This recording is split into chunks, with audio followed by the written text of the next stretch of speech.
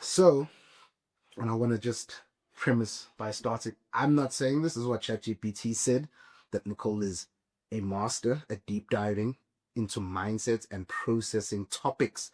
This is not a me thing. This is according to ChatGPT. I love ChatGPT So all of a sudden. let's all be very clear. I'm not making up statements. Because I know sometimes Nicole likes to make it seem like I just say things. Not my opinion. ChatGPT's opinion. ChatGPT and ChatGPT probably got their opinion from you, but anyway. It doesn't matter where it got the information from. It has the correct information. Finally. I've been trying to tell you for years. You are a master of these things. How you doing? How goes it? Very good, thank you. Glad that it is finally warming up. Yeah. The office is not an ice block, it's just a fridge. Yeah. We're getting there. It's warming up slowly. Ladies and gentlemen, thank you for joining us. Thank you for watching, for listening, wherever you are around the world. This is the Uncovering Greatness podcast. And as always, I am your host, Sully, and today I am joined by Nicole Mitchell. Nicole is the lead processor at Uncovering Greatness. And what she helps you do is find out what you want, and she helps you get it.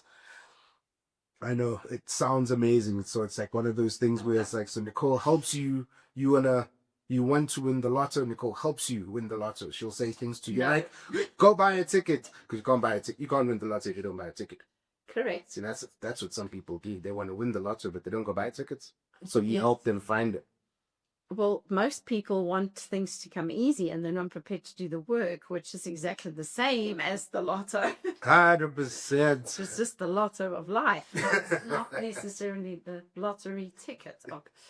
But so today's episode is a little bit of an interesting one. Some things that I've been hearing on the radios and online and things like that. So I wanted to talk a little bit about self-sabotage, but patterns that we recreate, if that makes sense. Okay. So this is not me again.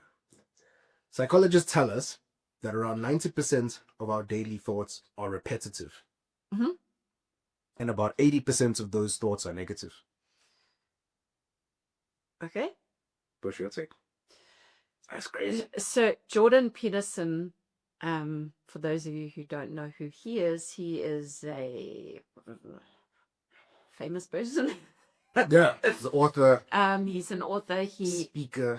Yeah. But he specializes also in mindset. And he actually says that 95% of the thoughts you have are not yours. Oh, damn.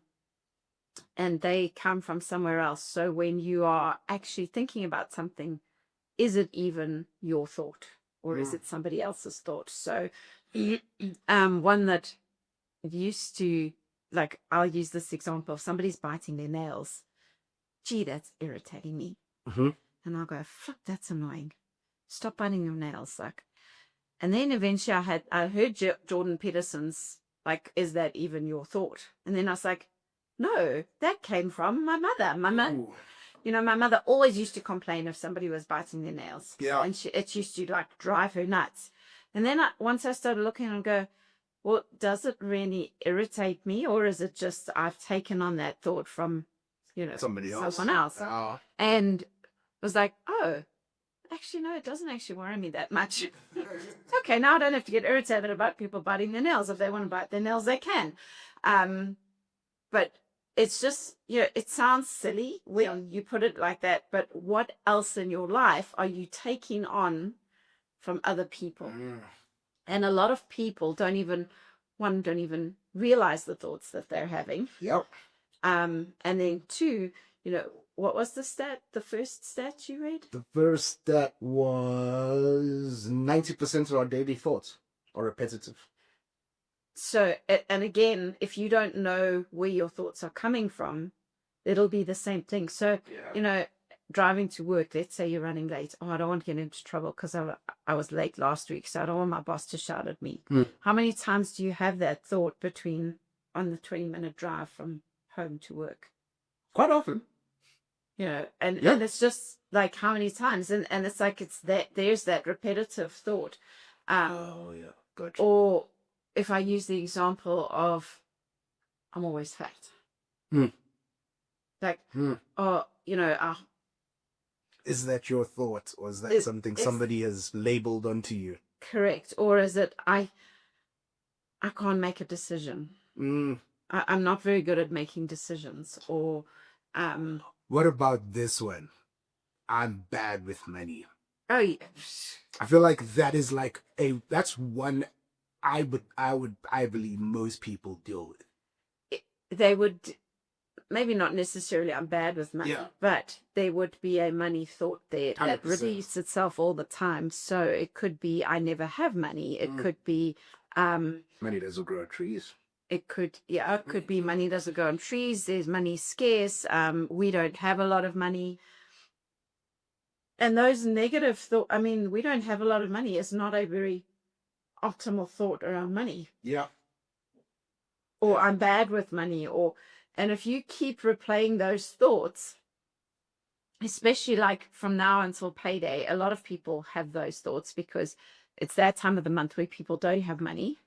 From like the 15th, 16th, 17th on to the 25th, people like these 10 days, people are like, I'm so bad with money that I didn't budget for this, and you're going to have to wait until payday because we can't do that until we get paid. And the cycle just repeats. And the cycle just repeats itself.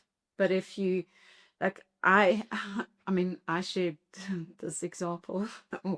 I think on one of the previous podcasts, but we were talking about a client they had applied for some financial assistance and they'd been turned down, and they were like, off they went to the shops to go and buy themselves something because they were feeling sorry for themselves to go spend money because they'd just been turned down for financing because they didn't have credit, because they didn't have a good credit score. Credit score, yeah.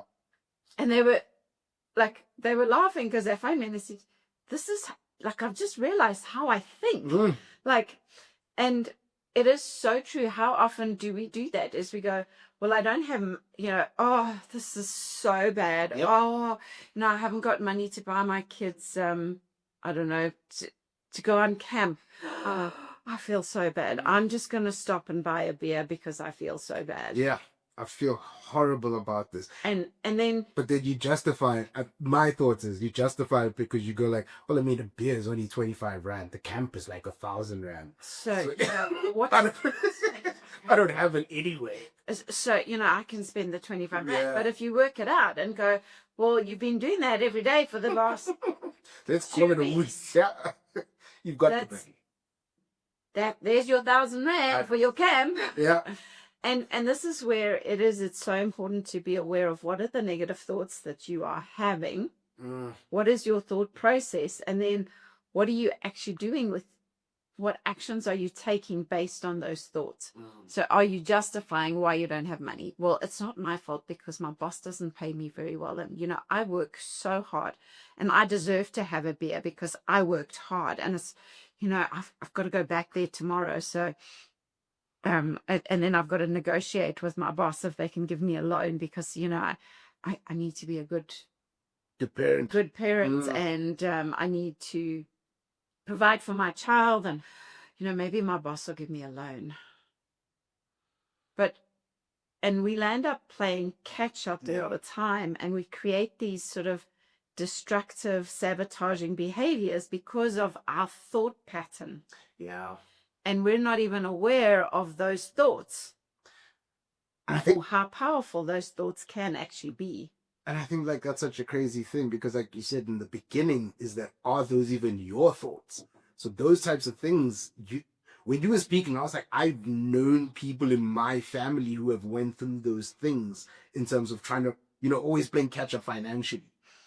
And then I wondered like, wait, but why? But I always playing catch up. Where did that come from? Like, man, I just had bad luck. That was the conclusion. And then I went, wait, man, I don't have bad luck. I've been telling myself some dumb things for a while now that aren't true. You actually have money. You just like to do weird stuff with it. And it is. I mean, I just look at, we've had people, I mean, we all see it every day as people that can't afford stuff. But then you look and they're stopping and buying coffee at Seattle on their way to work. Yeah. And then they'll justify it about the coffee at home is crap. I don't have time to make coffee at home. Wake up I've heard that one. Oh, yeah. And I'm like, Yeah. it takes Same amounts of time. probably less time because you can walk to the kitchen, turn the kettle on, walk back, finish putting your makeup on, walk back. You can still do stuff in between. You can get it done. Yeah. People go, oh no, I don't have time to make coffee at home. Whereas like going to the coffee shop takes longer because it's morning, which means there's more people there waiting in line. Wait in the queue. Yeah. And it's costing you 40 Rand as opposed to, I don't know what. 120 and 4, let's just call it Jacob's, and then milk and sugar. So let's just say you probably spend 160 on coffee. So you're on average, let's say a homemade cup of coffee costs you 5 Rand versus Seattle, which is 60 Rand or whatever, McDonald's or what have you. And it's just understanding that there's a significant difference, but people will justify it by, oh, the coffee at Seattle is so nice. I don't have time to make coffee at home, or I don't make nice coffee. And even like if you start going, make nice coffee. you go through those thoughts like I'm bad at making coffee. Yeah. I mean, I've heard people say that to me. Yeah. Or, oh, I always burn the coffee. I'm bad at making coffee, so I'd rather get it from somewhere else. But okay, but they don't complain at the end of the month that you don't have any money and you can't support your children, or you can't, do whatever it is you want to do. You can't buy this, or you can't go here, or Can't put money away. Whatever it is, you can't invest, or understand what is your thought process and how are you, like you said, sabotaging yourself by the thoughts that you have. Because if you don't know what the thought is around, like, I'm bad at making coffee, you can learn the skill to get better at making coffee. You can. There's like a bunch of things online nowadays. You can learn anything online. You can learn anything. It's 2025. You can buy a different coffee. If you don't 100%. like Jacob's, buy whatever. Our experts or whoever you want. Whatever. There's a bunch of different brands. There's so many different options out there. It's like, and you don't have to buy it the whole, I want to say 2 liters, but the whole sort of bottle, the glass one, whatever. The jar's 400 grams or 800 grams or what have you. You can get sachets now. You can. And you can buy a sachet. And you know what you can even do? And you're going to say it. Go for it. Because I think we're thinking the same thing. You can go onto a community group on Facebook and say, what is your favorite hot chocolate? Which brand is the nicest and the cheapest? And you can get people to do the market research for you. Do you know how many people you will get coming back to you? Especially on community groups, especially on things like that. I was blown away. Somebody asked that question last week about which is the creamiest and cheapest and best hot chocolate to buy. And I was blown away. There was like 300 comments. I was like, let me check. I'm not going to lie. I get into community groups and stuff like that as well. I love to learn new things like that. Like just those times. And then I was like, okay, check. There's lots of people bought the same one. Yeah. It's got to be. It's been good. Okay. We good. I'm sure it's a good one. But I mean, I think that for me, that's also, it's spot on. But also, you can nowadays, without even, like you're speaking about sachets, you can buy the pre-made sachets. You know what I mean? That has the sugar and the milk powder and all of that already inside it. You literally just need a cup and hot water. That's all you need. And it's still not going to be $60 like Seattle. 100%. Or whatever your local but also, shop has. I think if you want to get your local coffee or whatever, do that. And I don't think we're not saying don't do that. We say understand the effects of what you're doing. And the sabotage. It may not be, there's nothing wrong, like you say, with stopping and getting a cup of coffee. Yeah. But I mean, I used to do it often. I used to feel sorry for myself and I'd stop at Woolies and I'd buy a bag of speckled eggs and a bag of salt and vinegar popcorn. And if you want to make my day, those are my favorite things because Okay. I'm feeling sorry for myself. That's what I will eat. And then I worked out how much I was actually spending on speckled eggs and popcorn.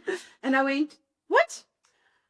That is not a good habit. That is like sabotage. I'm drowning my woes because I don't have money and I'm spending You gave it to death because of speckled eggs. speckled eggs and popcorn. It's like $100 a week. And I'm like, and sometimes it was twice a week, and it was like $200 a week. Like, no.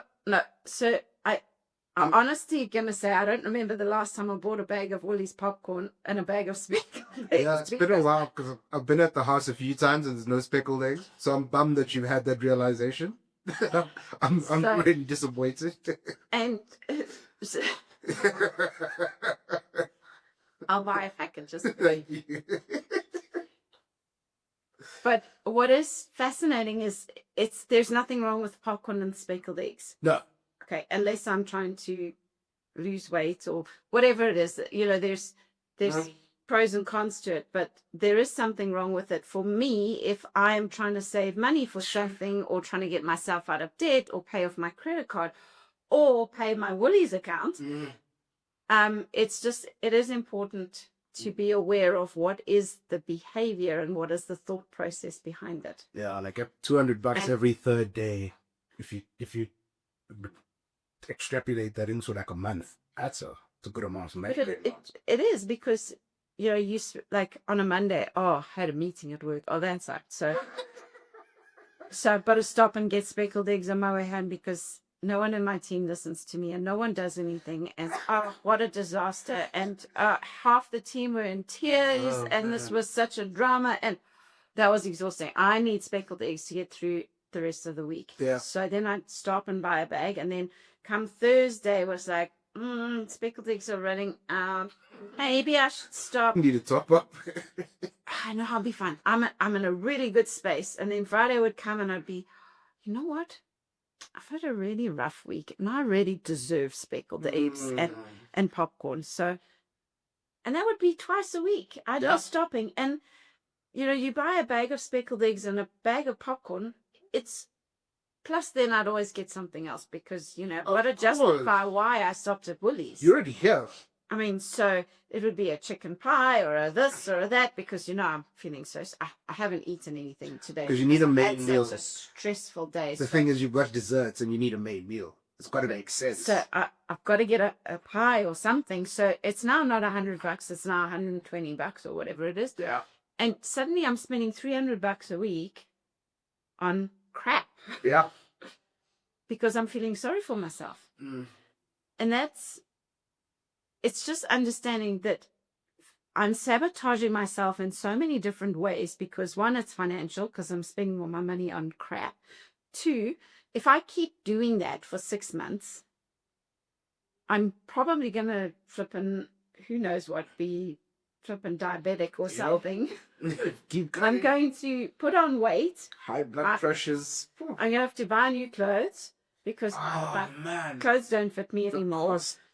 It's going to be exhausting because now I'm paying my gym fees and now I can't go to my gym because I'm exhausted because of all the sugar highs that I'm having. And then I feel worse. So then I'll end up buying more speckled eggs. It's now 3 times a week. Probably add something else to that now because you just to mix it up a little bit. Not just speckled eggs, something else. And so it's a top deck or see what I'm saying? 100%. Just to trick your taste buds a little bit. Correct. Spice things up. And what we don't realize is because we're having those thoughts, we don't realize how far it affects us and in how many different areas. Yeah. Because, I deserve it. That can be an incredibly negative thought. I deserve it. Because it creates a sense of entitlement. And it's just understanding there are times where, yes, you do deserve it and you need to own the fact that you deserve it because a lot of people deserve things and they don't own it. So. And then you get the opposite, which is this entitlement of, I deserve it. I've worked so hard today. You're just consistently owning it. And you're just consistently... Every day I deserve it. So it is just understanding, are you deserving it because you really deserve it, or you deserving it because you want something? Mm. And a lot of people are like, I want speckled eggs, so I'm going to justify. So are you That's how it then justifying? kicks in. And it's that justification versus, you know what, I've had a really good week. I did X, Y, and Z. And you know what, I brought in this much money. I closed this many deals. Wow, I had a great week this week. It's okay to celebrate. It's not celebrating wins. It's more justifying, and that's the only way I can put it so that it balances. It's justifying failures in a sense.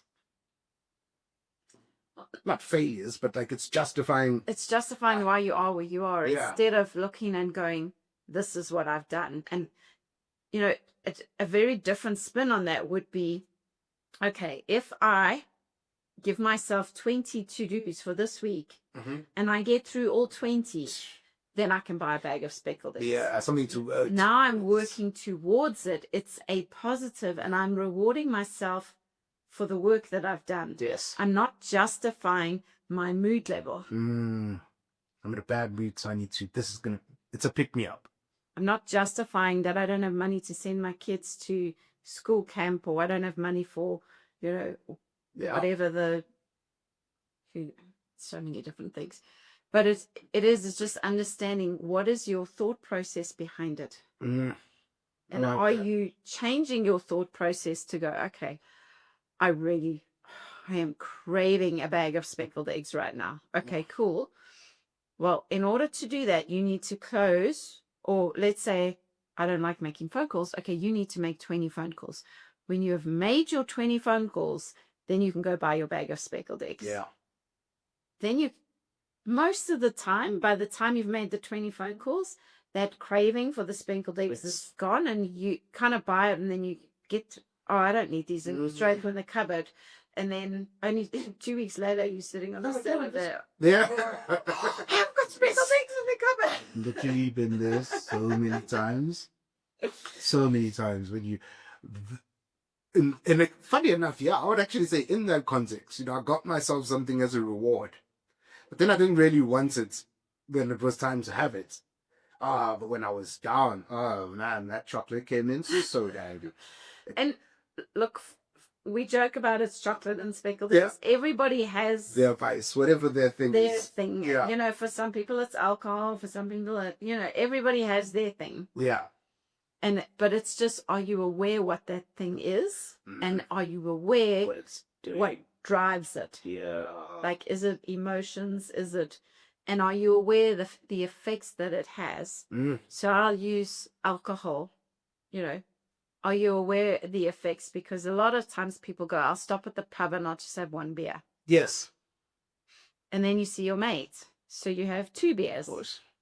And then you go home, and now you've missed dinner with your kids because they eat at a certain time. More. And now you missed dinner with your kids. Now they're doing homework. They don't want to talk to you because of you were late, and you promised you would take me for a walk, and you didn't. And now and then it creates an upset. So it's not the beer that you stopped and had that created the upset. It's that you made a promise to somebody and you didn't deliver it. You didn't keep it. So now you've got upset kids that don't want to talk to you. And if you do that once a week, over a period of time, you're going to have very upset wife, spouse, kids, whatever, with you over a period of time, partners, dogs, and often when we're in that emotional state of feeling sorry for ourselves, we don't see the effects of the sabotage we create in the other areas in our life. So we don't see, if you, for example, I use dogs. You normally take your dogs for a walk when you get home. You're feeling down in the dumps. You don't want to do that. So you stop and you have a beer, and then you get home, and now your dogs are all excited because it's walk time. Yeah. And then you don't feel like going for a walk. Yep. So then they chew your couch because they had all this extra energy, and then you get pissed off at the dog. It's not the dog's fault. It's your fault. it's your fault because you didn't take the dog for the walk. They got overexcited and now they have to put that energy somewhere. But then people will go, oh no, the dog is misbehaving. I need to get rid of the dog because it didn't listen. No, you are the one that broke. the problem. You're the one that didn't do what you said you were going to do. And, you know, I don't make people wrong for this because, I mean, I still have my moments where I don't take the dog for a walk. I eat speckled eggs. We all have those things, but life is life. But it's, are you aware of when you do it, how often you do it, and the thoughts behind it? And it's okay sometimes to go, I just want to crawl into a ball and just eat salt and vinegar popcorn and speckled eggs and just, or I just want to, whatever it is for you. It happens. I mean, and I think that's the thing where I sometimes with like things that I see online and, you know, listen to people speak, I sometimes go, do you actually take out the fact that life is life? Like life is chaos. Life can be, it can be overwhelming at the best of times. Right. And I say that because this stat that I read was like a mind shift to me. I don't know this. So this is very fascinating to me. And it's still around self-sabotage and breaking, but more so patterns. Yeah. So it says, according to the African Development Bank, Africa has the highest percentage of women entrepreneurs in the world. About 50% of Africa's self-employed population is female. Mm-hmm. Then it says, but one of the reasons that women end up in patterns of their businesses not growing or them not having sort of big businesses in comparison to men is that women carry generational patterns of being the caregiver, the sacrificer, the one who holds it all together while putting themselves and their visions last. Mm-hmm. And that's not really self-sabotage, though, is it? I mean, that's like generational patterns. It's still sabotaging, though, because, and I say it from the aspect of, are you getting what you want? So if you want to be a caregiver and you want to look after the family and you want to do all those things, that's fine. You can go into that pattern. Got you. Okay. But if it is not what you want, and you want to be an entrepreneur with a thriving business and you're not interested in being the caregiver to the family, the expectation that most people put on women is that they should give up their job and go and care 1,000% for their sick mother or auntie or uncle or family member.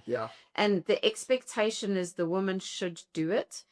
And sometimes it's not what I say the woman. I'm so careful. Like this. It's 2025. It's 2025, and we have to be careful what genders we use. But sometimes that person does not want to do that. And then everybody else makes that person wrong. And sometimes men want to go do that. Sometimes men want to be the carer and say, I'm prepared to give up my job. You earn more money than us. It makes sense for me to do it. And everyone goes, but you're supposed to be the breadwinner. How dare you give up your job? You're not a real man. A real man wouldn't do that. Never. Like, abandon their family. You're bad. You're abandoning your family by wanting to take care of your family. It's the weirdest thing. People are stupid. And this is where it gets, it's not about judgment. It's about, are you doing what you want to do? Yeah. And look, I'll use this example of my car broke down and I was so focused on my husband has to help me tow the car to the mechanic. And I will have to drive on the highway with the car. That's not a good idea. That I didn't care which mechanic fixed my car. Okay. Now if I go back and go, 1, I didn't have to get my husband to tow the car. 2, I didn't have to drive the car on the highway. I could have hired a flatbed. Yep. To put the car on and tow the car to the mechanic. And in the long run, it would have been way cheaper for me to do that. But I was so focused on, I have to. I have to do it. And those thoughts can be detrimental because I was so focused on, I have to physically do it, that I didn't think I could find somebody else to do it. I'm still doing it, but have more control. And this is where, in terms of people lose sight of what they want, everybody else's expectations, and then, the emotional, I say blackmail, but that is there. It's often not on purpose. But people will use guilt and whatever. 100%. Or I feel guilty because of they did this for me when I was 5 years old and I should be there now. There's all sorts of things that come into those things. So it's understanding that you don't always have to do what society tells you to do. No, science is also stupid. That's just my take on it. And I mean, like, I think about it. I've been honest about this from like the day I met my wife. I was like, if you can start earning more money than me, I am more than happy to look after the children. I will stay at home. I am cool with that. I want to be done by the time I'm 40. I just want to run with my kids. And yes, a lot of men feel like that. Okay. But when it comes to you're sitting around in the pub and your mates are going, so what did you do this week? And you're going, well, I changed this nappy and I did this and I did that and I took my kids there, and they're like, we're not interested in talking to you because we're dealing with multi-million-dollar investments right now and you don't fit in with us. So now my child's going to be a multi-million-dollar investment. We'll get you on YouTube. We'll get you. Don't make an athlete out of you. We'll make some money off you. It's not happening for nothing. You're going to cost me money. I'm investing in my children early so that you can become an asset. I've been listening to you guys when you teach. Don't worry. I'm picking something up. Finally, the penny is dropping. There's no free rides. Oh my gosh. But suddenly what happens is you leave there feeling deflated because your mates, they're not including you. Yeah. They're judging you, going, you do what? So I fall back. I unintentionally fall back into the patterns of society, which is this because the emotional turmoil that is stirred up by society, they kind of dictate you should feel like this. Yeah, and then I mean, like the amounts of self-sabotage that can, because this is all a hypothetical at the moment, but like the amount of self-sabotage that can take place from that, and it's not even my thoughts. It's not my thoughts around, I want to be changing nappies, but now you guys are telling me I shouldn't be changing nappies. Now I'm sitting there driving home going, I'm actually changing that. What the hell is going on? Now all of a sudden I've changed what I wanted to do to suit based on somebody else's opinion. And we don't even realize that those thoughts are not even ours because, your mates are going, oh, dude, you're a loser. Like, you're an absolute. And a lot of people might watch this and go, well, why don't you just change your friends? Sometimes it's hard to change people that you've been with for 20 plus years, for example, right? Like a lot of friendships like that exist. Sometimes it's, how do you make new friends? Damn, that's I don't even have the time to do that podcast. I would love to know the answer to that. I mean, I'm not saying I want to make new friends. I would love to know that. But it's challenging. So you break into new circles, especially today, because people are so focused on scams and this and that's going to go wrong and that's wrong. And people don't want to go out anymore. No. They want to sit at home. They want to... You go out to a pub and try and start talking to people and everyone's sitting like this. Oh, yeah. It's impossible to talk to people anywhere. Like, that is very true, actually. People don't want to... I believe people don't want to engage with each other like this. People want to... I'm fine to text you. Like, hey, actually, I know that person. Oh, how do you know them? No, I follow them on Instagram. No, you don't know them. You know their Instagram profile. It's a very different thing. And it's so what happens is then it becomes like that whole make new friends is so much harder. It's easier to go find the job and tell your wife to hire a nanny. I'm going to get a job than it is to go and make new friends. Yeah. Yeah. Or, I mean, it would. My thought would be like, oh, I mean, I would imagine it would be super easy to make dad friends at whatever these dad things are. But society is still so backwards. There probably aren't that many anyway. so depending on where you live, Yeah. the circle that you move in, you know, which, And I mean, are you at a private school? Are you at a public school? I mean, private schools are very different to public schools. very different. And I mean, I was blown away. I had a daughter that went to a private school, and we'd go to sports days, and all the mommies and daddies were there to watch. Mm. And then we moved her to a public school. And I was like, where are all the mommies and daddies? Why am I the only mommy that's here? Oh, there's a few mommies. So, yeah, there's a little handful. There's a handful. And then, like, do I go talk to them? Do I know how to, like, and it was just so different because, you know, at the private school, the mummies hang around and they're like, oh, you know, we're going to the cafe down the road to go get coffee, you know, and whereas Why did you change your phrase? like, because that's exactly what they do. No, I'm saying your voice changed. Yes, exactly. Okay, you got you. That's exactly what they do. It was a good voice, though. I'm not gonna lie. That was my experience. Got you. Private school mommies. Private school mommies, their voices do change. Got you. And depending on who they're talking to and if they want you to come along or not, even though they may invite you, they will make it clear that they're inviting you, but they don't really want you there. Begrudgingly. They'll do it begrudgingly because that's the right thing to do. Billy got that T-shirt. And versus you go to public schools and it's like parents have got other concerns rather than meeting new people. Oh, yeah. Definitely. And so it is challenging to get out there and meet people. And that's where going to a gym or CrossFit or, you know, health place can be helpful in meeting new people. Did you doing the same thing? You've got some common ground. Yes. That way. And that way you actually start to meet people.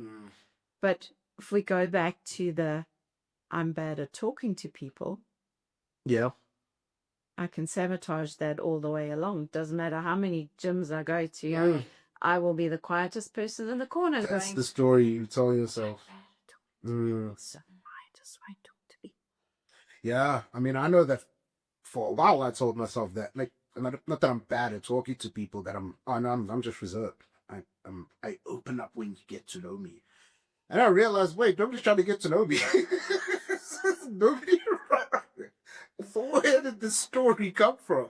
And as we've been speaking, and also as we've processed more, I've realized, man, there's so much stuff that has been put into my head that I never realized was not mine.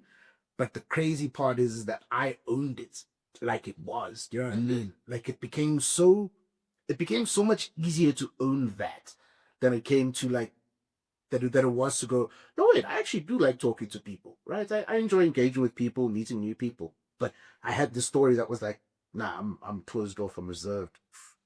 That's crazy. So how do we prevent ourselves or help ourselves from self-sabotaging? Or how do we sort of refrain the story? Well, the most important thing you need to be aware of is what is the thought. Okay. So if you're having the thought, I'm bad at talking to people, I'm bad at saving money, well, first of all, you have to acknowledge that you have the thought. You have to be aware of what do I think? What goes through my head? Sorry, because if I'm correct, the thought is not necessarily the truth just because it's happened in the past, right? So we'll use saving money. just because I haven't saved money in the past doesn't mean that that thought is actually true.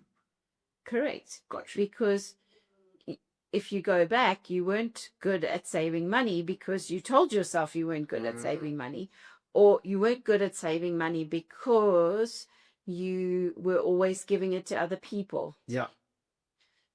So if you're truly honest with yourself and you inspect the truth, was I spend my money on X, or I didn't know that I was being manipulated into giving my money away. So actually, I was quite good at saving money. I just wasn't very good at not telling people that I had money. Yeah. So everybody kept borrowing money from me Because I couldn't because stop it. because I kept telling them that I had all this money, and they were like, "What are you going to do with it? Give it to me. I'll pay you back." And then I wasn't good at asking for it back. That's a And then I go, "Oh, okay. So I am good at saving money. I just need to not tell anybody when I save it." Gee, now I found some truth. Yeah.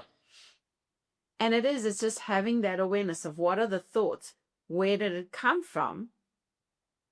And is that the real truth, or is that a partial truth of, oh, I actually was good at saving money, but I wasn't very good at, not telling people that I'd saved money. And then I wasn't very good at keeping it because I just give it away. And then I never asked for it back. Yeah. And I feel like that just umbrellas into like, I'm not good with money as a whole, right? So now that becomes the story that you tell yourself. And you don't look at those three areas. And truth be told, you are good with money. You're bad at talking about money. Sure. That's a tough one. And then you go, "Ooh, okay. So it's my communication that's not great." And then you kind of go, "Oh, I can now change what I do with money because I'm good with money. I just don't communicate it very well. Okay, I need to work on my communication." Yeah. That makes so much sense. But it starts by you having the awareness of what is the thought. Yeah. And where did it come from? Is it even yours? And it could have been something that was, let's say, your parents' thought, or it could have been a situation at school where a teacher made a comment about you'll never be good at business. Oh, gee, that was when I was in grade 2. And I took that on. Oh, well, no, then teacher can have that comment back. No. Fair, you can own that. Own it for yourself. No, I mean, because I'm looking like this, even this number, I mean, 90%, 90% of our daily thoughts are repetitive. So I'm repeating this because for me, it's like, as in terms of what Nicole is saying, like, if you think about that, 90% of your thoughts, you repeat them. But how many of those thoughts are your own thoughts? So, let's say, somebody says, "Oh, let's see, you're a bad driver." And then you get in the car and you go, "I'm not a bad driver." And then you start looking for all the times you're a bad driver. Yep. And then you start repeating that thought. "Oh, I had a car accident, 20 years ago, and and then you're telling yourself you're not a good driver. And you start believing. And then because you're repeating that thought over and over and over and over again, now you create the sabotage of, I'm going to crash my car. Yeah. Yeah, because I'm a bad driver. Because I'm a bad driver. And you get into the accident, and you're like, because I'm sorry, it's I'm a bad driver. It's not your fault. Sorry, that's on me. But you've set that up. Nobody else. Oh, you've sabotaged yourself. You can't even actually put it on that. Because you had that thought 90% of your day, because you picked up something that wasn't even yours. No, it's. And so it is. It's, are you aware of your thoughts? And if this is where practicing gratitude is so important, because you can stop yourself from having negative thoughts by just being deliberate about what's one good thing I can think of that I've done today, or what's one thing I'm grateful for. And you put your attention, and you have to deliberately put your attention on gratitude. I'm grateful I have a car to drive. I'm grateful I got my driving license. I'm grateful I did this. I'm grateful I did that. I'm grateful I got to work safely. I'm grateful that I can get home safely. I'm grateful I've got fuel in my car. And suddenly you're having all these positive things, and you're not focusing on the person that said, oh, I saw you drive through the stop streets. You're such a bad driver. Yeah. You just missed the stop sheet. And I mean, maybe it wasn't even you. Yeah. So, it's just, or somebody says something in jest. Like, oof, those are the worst. And those flippant little throwaway comments, they create the biggest upset. Yeah, I feel like those are worse than like a full-on proper conversation. That's saying half truths. But the wild thing is, you make them all truths, right? Yep. Because you it's one of those where you go, did I hear was I sure of what I heard? I was sure. What I heard is this. All of a sudden that half truth just explodes and it's gone. That's crazy. Any final thoughts before we wrap this thing up? Yeah, just the biggest thing, gratitude has a lot more power than what people realize. Oh, man. Sorry. No, I was listening to somebody talk about gratitude yesterday. I'm not judging people for how you do your gratitude or whatever, but I think that it's also become one of those buzzwords again. I was so grateful. And I'm like, okay, that's very different to gratitude. Oh, see? Well, I'm misunderstanding then as well. Because people do that. They go, private school mummies. Oh, I'm so grateful for this activity. That's different from actually being grateful. Okay. You got to do it with meaning. Yes. And you got to look, when you are looking for things to be grateful for, that is very different to like, that projection of the flippantly throwing it out. Yes. Yeah. Sorry, continue. No. So, yes, practice gratitude. And I think, you know why I like that? Because it's practice gratitude. It's practice. It's something you need to practice. It's something you need to really sit down, and it's not, and you can tell me if I'm wrong, but it's not like you just walk around like, oh, I'm grateful for this. I'm great. Like you sit down, you write it down. Like, I'm grateful for X. So it doesn't matter how you get into it, because some people, that's all they can do to start off with this, walk around and look at something and go, I'm grateful for that, because they do not have the capacity to find anything to be grateful for. So even if you just go, man, I'm grateful that I'm breathing. I'm grateful I can breathe. I'm grateful there's fresh air. That is, for some people, that's all they can do. Okay, so it depends on where you are. Cool. But it's practicing those things. And then, yes, you can get to the point where you can sit down and write it down. But start off with looking at the things around you. It's not a fake gratitude of, I want something from you, so I'm going to... No, it's not that kind of... It's, what do you genuinely appreciate in life? Ladies and gentlemen, thank you for watching, listening, wherever you are. Thank you for subscribing. Thank you for commenting. If you haven't yet subscribed or commented, please do. It's a free comment. It's a free subscription. We do our best to respond to you. But also, yeah, we just we want you guys to subscribe if you get value, if you appreciate what we're doing. I mean, if you know somebody who would find value in this episode, share this clip with them. Because I think that these are types of things that we all need to share amongst each other. Let's not keep the Uncovering Greatness a podcast. Podcast the secrets. And because, more people need to know about these types of things. And as I said in the beginning, Nicole is a master at this stuff. So you want to learn from somebody who's a master. That's just logical. So thank you for watching. Thank you for listening. We'll see you guys next week. Bye.